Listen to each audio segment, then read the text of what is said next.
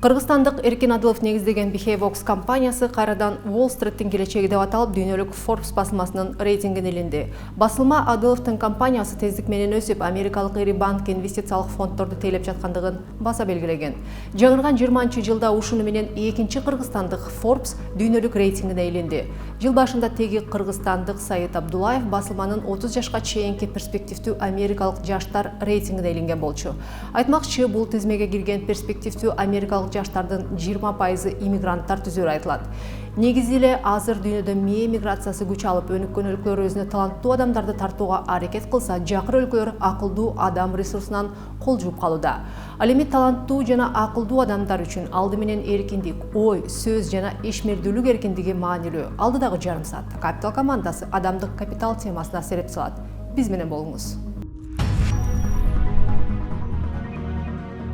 Кыргызстандык Эркин Адылов негиздеген Behavivox компаниясы дүйнөлүк Forbes басылмасынын The Future of Wall Street Fintech 50 рейтингине экинчи ирет илинди.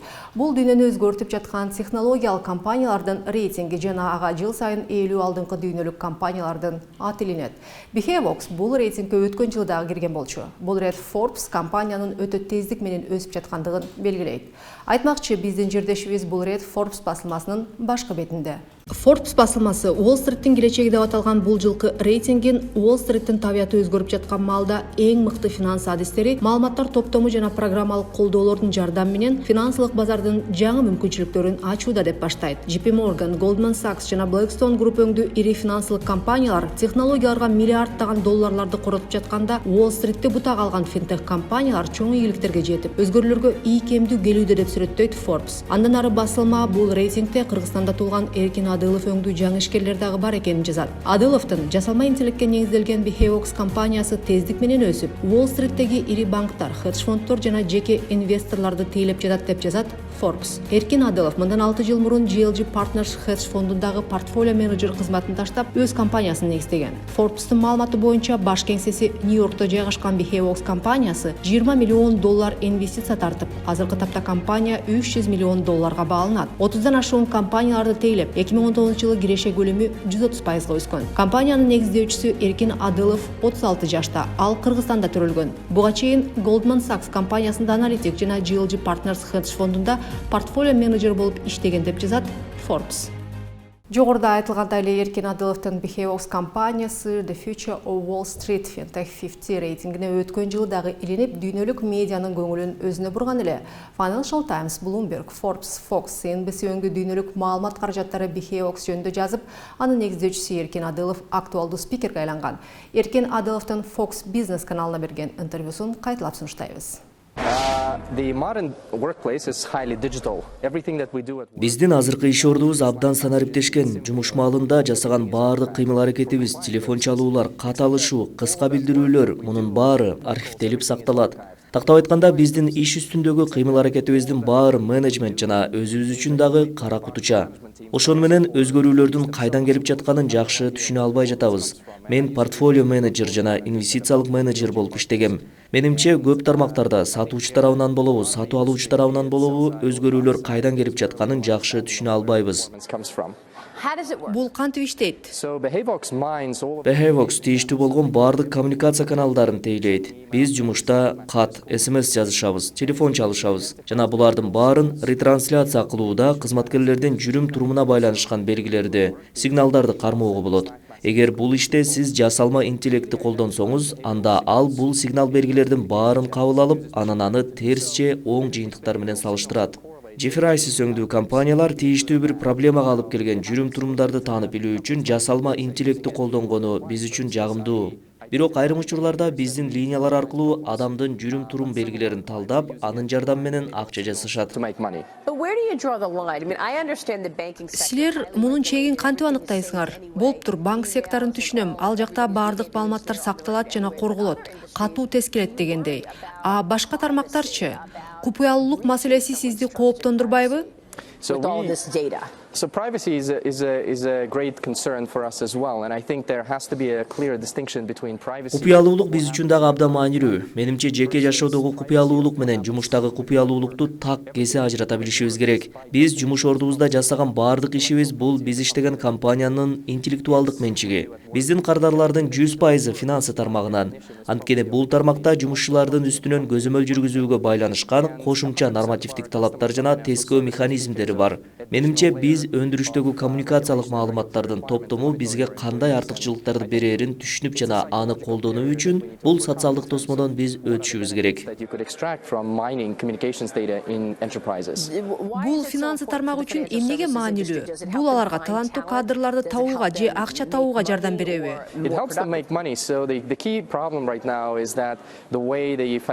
Бул аларга акча табууга жардам берет. Анткени финансылык кызматтар дагы деле эскиче көрсөтүлүп, кардарлары менен чат же email аркылуу байланышат. Бирок биз келечек жөнүндө ойлоно турган болсок, келечек бул киборгтар, келечек бул жасалма интеллекти адам менен айкалыштыруу жөнүндө. Эгер шахмат жөнүндө айтсак, дүйнөдөгү мыкты шахмат оюнчу Гарри Каспаров эмес, бул IBM машинасы дагы эмес. Бул артында программист турган компьютердик программа.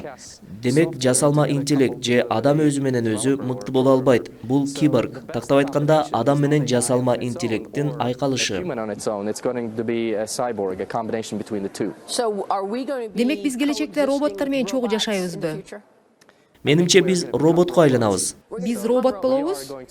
Биз киборг болуп бара жатабыз. Чын-чынына келгенде жасалма интеллект бизге көптөгөн мүмкүнчүлүктөрдү ачат.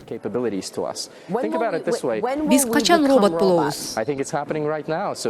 Менимче бул азыр жүрүп жатат. Эгер сиз Behavox'тун кардары болсоңуз, демек сиз эми киборгсыз. Анткени биздин софт аркылуу чоң көлөмдөгү маалыматтарды чыпкалап, чөмөлө чөптүн арасынан ийнени таба аласыз. Эгер сиз сатуу тармагында болсоңуз, анда биздин компьютердик программанын жардамы менен башка адамдардын колунан келбеген масштабтуу маркетинг жүргүзө аласыз.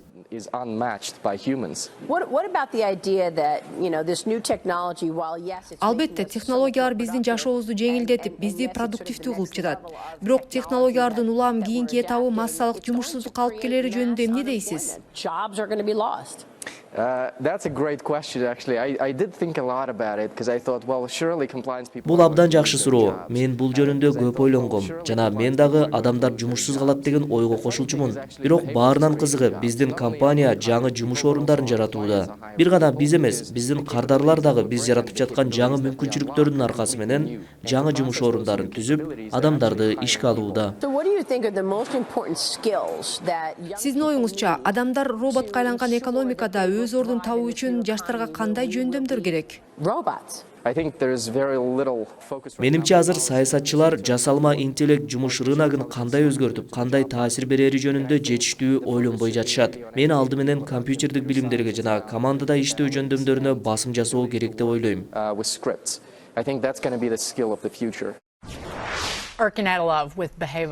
AI же жасалма интеллект деген эмне? Ал адамзаттын турмушуна канчалык сүңгүп кирип, Эркин Адылов айткандай, биз адамдар качан сайборг же киборгко айланабыз.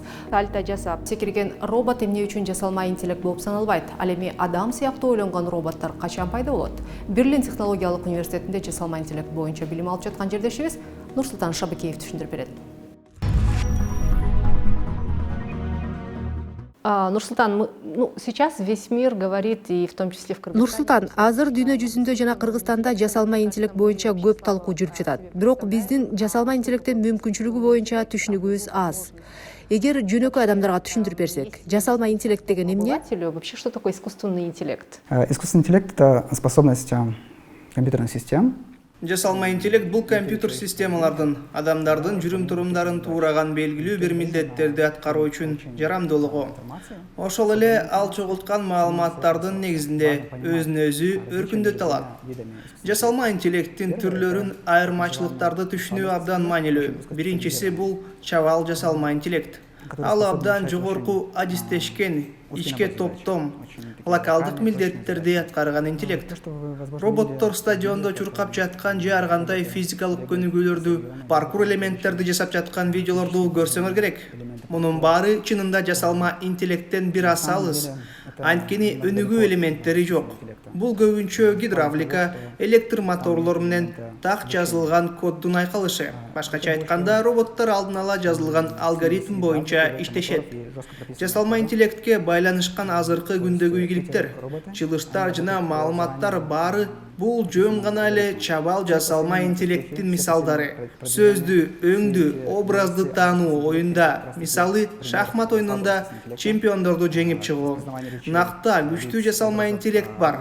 Ага жетүү дүйнөлүк компьютер илиминин максаты. Адамдын деңгээлинде ойлонуп жаткан роботту элестетип көрсөңүз. Ой жүгүртүп жаткан, ал физикалык жактан адамдан күчтүүрөөк. Ошол эми маалда дүйнөнү байкап, тышкы дүйнө менен байланышып, өнүгүп тура алат. Бул абдан коркунучтуу да. Это страшно, но Коркунучтуу, бирок биз азырынча андан алыспыз. Жакын келечекте күтүлбөйт. не ожидается. Давайте поговорим о слабых. Чабал жасалма интеллект кандай иштейт? Ага алгоритм берилет, ал интеллект ошол алгоритм боюнча иштейби? Задается алгоритм, и интеллект выполняет этот алгоритм. Или как вообще, как работает? Начиная с 2012 2012-жылдан тарта чабал жасалма интеллект өнүгүүнүн жаңы нугуна түшкөн. Бул ыкма машиналык билим алуу деп аталат. Бул ыкманын негизи мындай: киши кантип жаңы маалымат алып, аң сезими артса, жасалма интеллект деле ошондой түрдө билим алган сайын өзүн өзү өркүндөтүп турат. Кайсы бир тармак боюнча атайын маалыматтар, билимди камсыздап берсек, жасалма интеллект андан сабак алат. Маалыматтар арасында мыйзам ченемдүүлүктөрдү табышат да, бул билимди колдонуп, кийин өз алдынча тыянак чыгаралат. делать какие-то заключения. А вот вы говорите о... Жогоруда жасалма интеллекттин саламаттык сактоо тармагындагы мүмкүнчүлүктөрү тууралуу айтып баштадыңыз эле. Бул кантип иштейт? Кайсыл маалыматтарга таянат? Какие данные опираются в этом случае? Очень интересно наблюдать за исследованием в области. Саламаттык сактоо тармагында жасалма интеллекттин колдонулушуна байкоо салуу аябагандай кызыктуу. Мисалы баш мээнин жүлүндөрүнүн аневризм сегментациясы же түрдүү шишиктерди изилдөөнүн жаңы түрлөрүнө көз чаптырсак, айрыкча радиология тармагында муну аркылуу илдеттин алдын алуу системасы деп түшүндүрсөк болот. Дал ушул радиологияда жасалма интеллекттин жетишкендиктери, ага артылган үмүт чоң. Бул жаатта жасалма интеллект ассистент катары ой жүгүртүп, диагноз чыгарууну кыйла тездетиши мүмкүн жана дарыгерлерге чоң көмөк болот бул жагынан караганда. Каталуу диагноздор азаят. Ошол эле шишиктерди классификация кылуучу алгоритмди түзүү үчүн адистешелүү маалыматтарды аннотациялап, ачыктап чыгышы зарыл. Тагыраагы биз машинага айыгып кетчү шишиктин 1000 сүрөтүн көрсөтөбүз. Анан кайра айыкпай турган шишиктин 1000 деген сүрөтүн көрсөтөбүз. Радиолог этияттап, шишиктин сүрөттөрүн сегменттерге бөлүп, алгоритмге маалымат таратат. Алгоритм өз алдынча эле окшоштуктарды издеп, мыйзам ченемдүүлүк табып алат. Анан кантип аларды таанууну да аныктайт. Присущие этим двум видам опухолей, и как результат может классифицировать образование как злокачественное или как доброкачественное.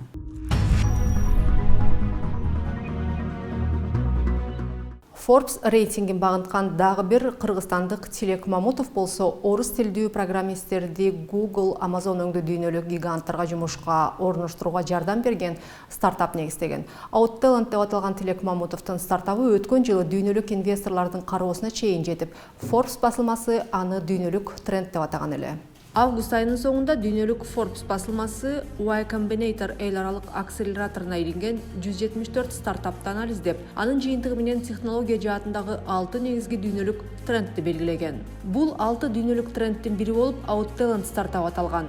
OutTalent'ты кыргызстандык Тилек Мамутов бир тууганы Медер менен чогуу негиздеген. Тилек Мамутов өз мекени Кыргызстанда жашап жүргөндө жылына $4000 тапчу. Анан ал Google'га өтүп, ал жакта жылына $140,000 таба баштаган. Мамутовдун стартабы өнүгүп келе жаткан өлкөлөрдөн чыккан программисттерге дүйнөлүк технологиялык гиганттардан жумуш табууга жардам берет деп жазган Forbes. 4 способами.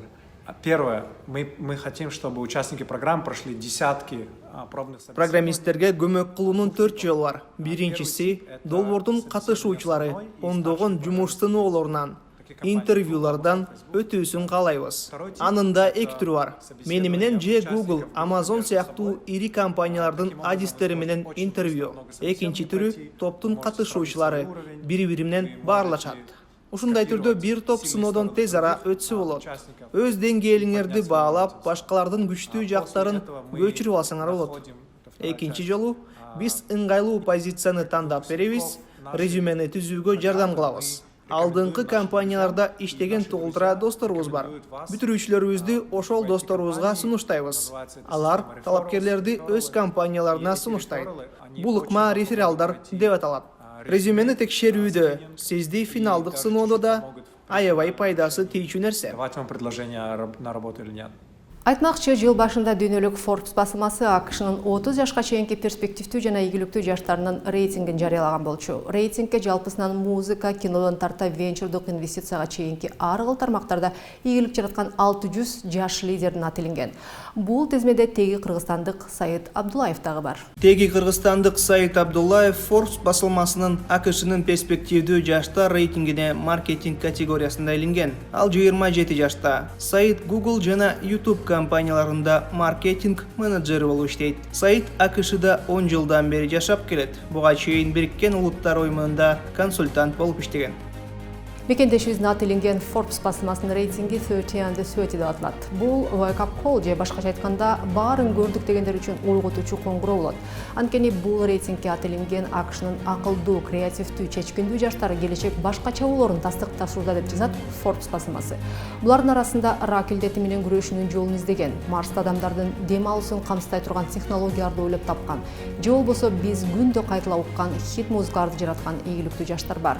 Дүйнөлүк инвестор жана ишкерлер жалпысынан 15 000 ийгиликтүү номинанттарды сындан өткөрүп, акыры 20 тармак боюнча 600 ийгиликтүү жаштардын атын бул тизмеге киргизген.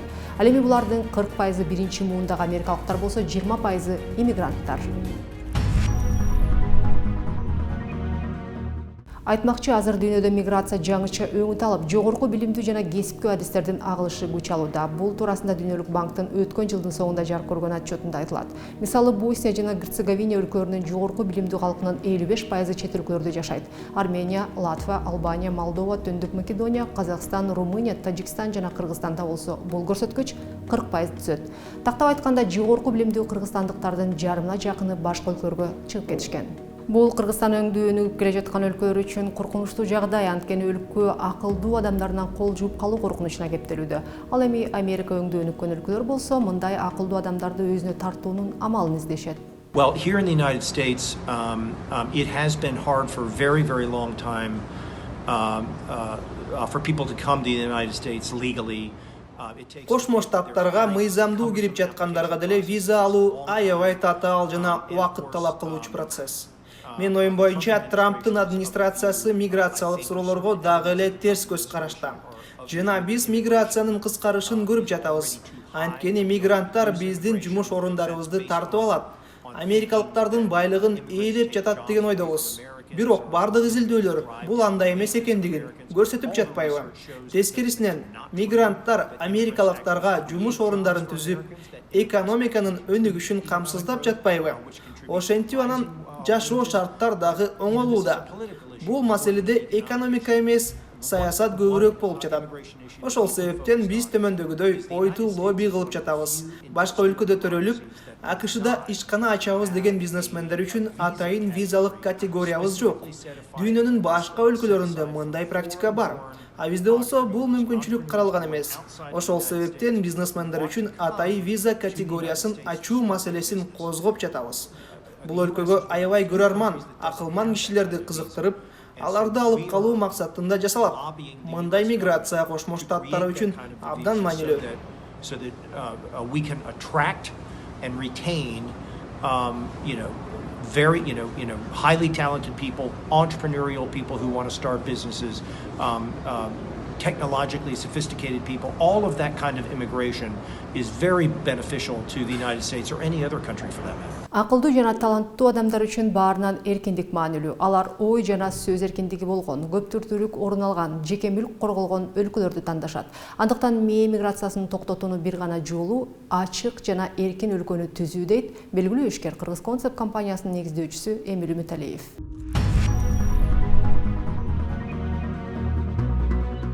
Человеческий капитал, он всегда ценился во все века, но тогда больше его ценили как именно такой больше биологический материал. Адам капиталы дайым эле бааланып келген. Бирок мурда биологиялык материал катары баалуу болчу. Баса белгилей кетсем, кээ бир тоталитардык өлкөлөр дагы эле ушундай пикирде калышкан.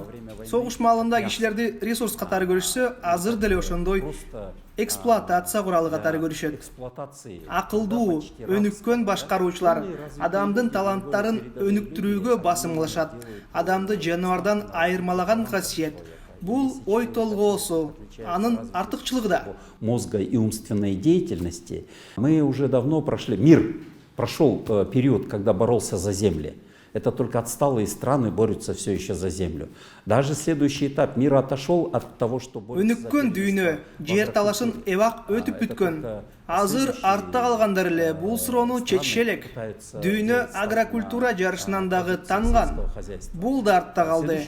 Акча лидерликти аныктаган финансы жарышы да артта калды. Соңку 10-20 жылдан бери билим экономикасы алдыга озуп чыкты. Маалыматтык жарышта алдыга чыккандар гана азыр лидерликте. Бул өлкөлөр дүйнөнүн накта лидерлери. Алар өз жетишкендиктерин адам капиталына байланыштырышат.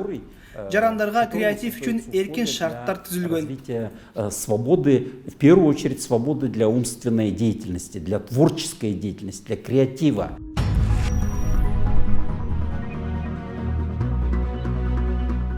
Когда мы говорим о конкурентоспособности, здесь тоже надо определяться, что мы хотим рассматривать.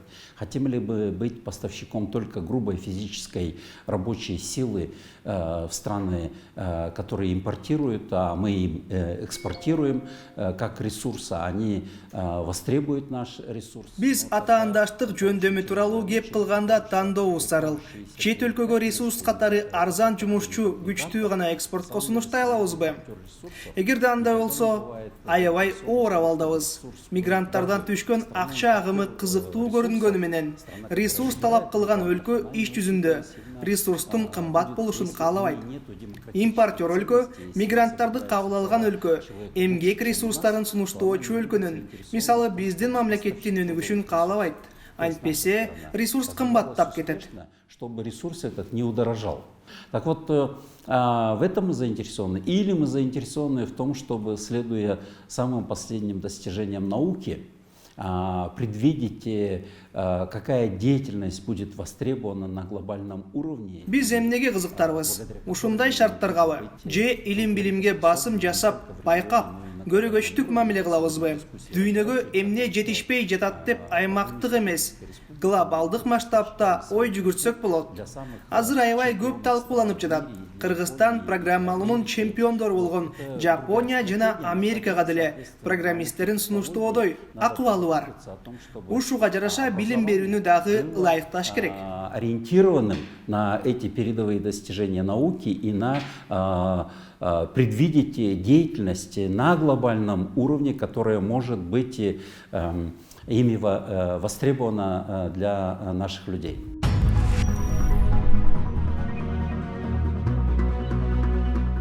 Ли Куан Ю много-много лет назад, когда только начинал поднимать свою страну, он заметил, что идет отток молодых, талантливых, и он начал советоваться с соседями, премьер-министрами, о том, как они пытаются удержать этих молодых, талантливых.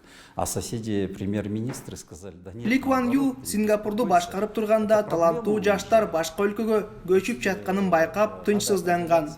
Коңшу өлкөлөрдүн премьер-министрлери болсо бушайман болбо, проблема жаратуучулар көчүп кетип жатат дешкен.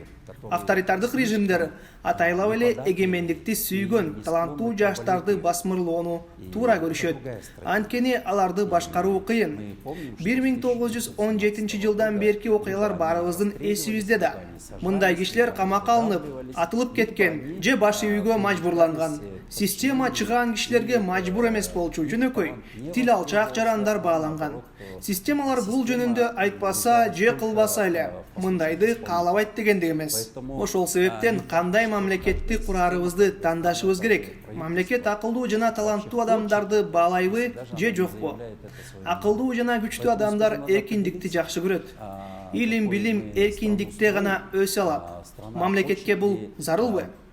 Акыл өз атаандаштык жөндөмүн эркин шарттарда гана өнүктүрө алат. Буга жетишүү үчүн тандоо эркиндиги, сөз эркиндиги жана башка демократиялык процедуралар бул укуктарга байланыштуу. Муну каалайсызбы же жокпу? И хочет ли вообще страна делать ставку на умных людей?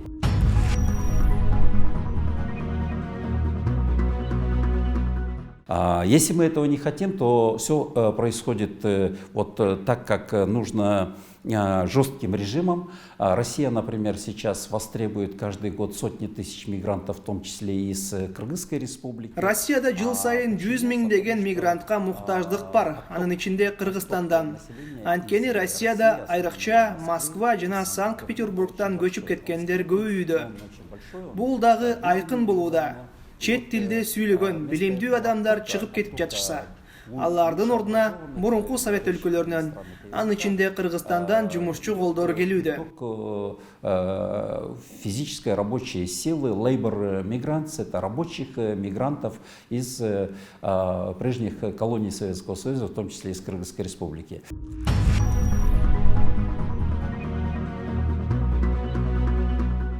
И это одна среда. А другая среда – это когда страна все-таки хочет их ценить и действительно искренне переживает, что ее покидают умные и талантливые. Но тогда ответ очень прост. Отток умных, талантливых туда, где лучше, в столицы, в большие города, в лучшие страны. Бул бир жагы. Экинчи жагынан мамлекет бул акылдуу жана таланттуу адамдардын өлкөдөн чыгып кетишине кабатыр болууда. Акылдуу жана таланттуу жарандардын мыкты шарттарды издеп, көчүп кетишин токтотуу мүмкүн эмес. Бир гана жол бар. Ал өлкөлөрдөн, ал шаарлардан жакшыраак болуш керек. Дүйнө боюнча Швейцариядан көчүп кеткен адистердин саны эң аз экен. Кийинки кезекте АКШ, Сингапур, Бириккен Араб Эмираттары, Люксембург, Британия, Нидерланды, Гонконг, Германия, Исландия, Малайзия, алдыңкы 10 өлкө. Демек, алар таланттуу адамдарды баалай билишет жана шарттарды түзүшөт. Изилденген 25 өлкөнүн ичинен эң начарларында Венгрия, Тунис жана Кыргызстан бар. Эң аягынан санасам Сербия, Бенин, Македония, Молдова, Йемен, Румыния, Хорватия, Босния, Венесуэла, Гаити. Репрессиялар каякта экени түшүнүктүү болуп калды. Акылдуу адамдар эптеп өлбөстүн күнүн көрүүгө макул эмес. Алар дүйнөнү кенен көрүшөт. Таланттуулар жөн эле географиялык чөйрө эмес, саясий жактан эң ыңгайлуу жерди тандашат. Демек, адам укуктары, сөз эркиндиги жана ишмердүүлүк эркиндиги маанилүү жерде. Каякта тандоолор көбүрөөк болсо, ошол жакта мээ чогулат.